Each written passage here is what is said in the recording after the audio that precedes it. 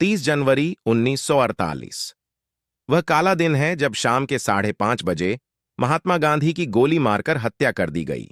यह दिन काला इसलिए भी है क्योंकि जहां गांधी की हत्या उनके वैचारिक विरोधी नाथूराम गोडसे ने की, वहीं गांधीवाद की कसमें खाने वालों ने अगली सुबह तक गांधीवाद की भी हत्या कर दी थी।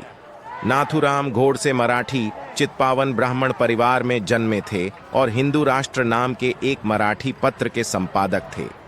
वह हिंदू महासभा के सामान्य सदस्य भी थे। युवावस्था में गोडसे ने कुछ समय राष्ट्रीय स्वयंसेवक संघ की शाखाओं में भी बिताए थे। वैचारिक मतभेदों के कारण वह संघ से अलग हो गए थे।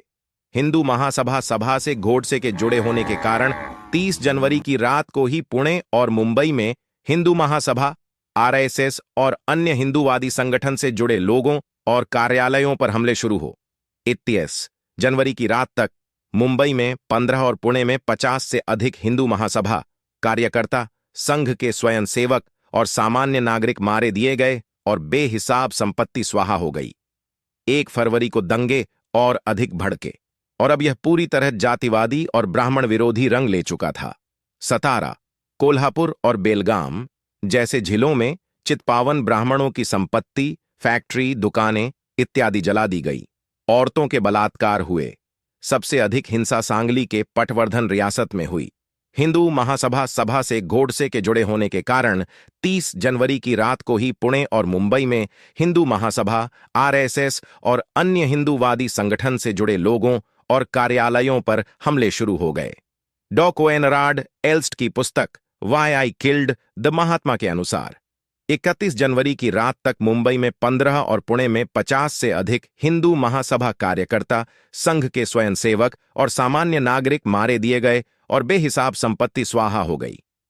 1 फरवरी को दंगे और अधिक भड़के और अब यह पूरी तरह जातिवादी और ब्राह्मण विरोधी रंग ले चुका था।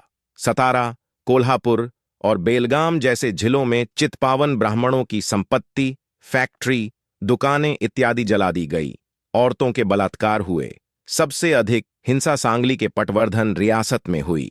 मुंबई में स्वातंत्र्य वीर सावरकर के घर पर भी हमला हुआ।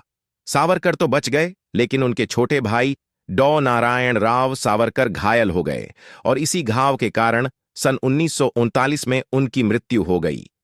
नारायण राव एक स्वतंत्रता सेनानी और एक समाज सुधारक थे, लेकिन समाज से बदले में उन्हें पत्थर ही मिल सका। उस समय तक दंगों पर प्रेस की रिपोर्टिंग पर बहुत सारी बंदिशें थीं, लेकिन एक अनुमान के अनुसार मरने वालों की संख्या 1000 से कम न थी। ये सब अहिंसा को अपने जीवन का मूल मंत्र मानने वाले गांधी के नाम पर हुआ। कोएनराड इन दंगों की तुलना सिख विरोधी दंगों से करते हैं। वे लिखते हैं कि जहां सिख विरोधी दंगों की सच्चाई देश वाकिफ है,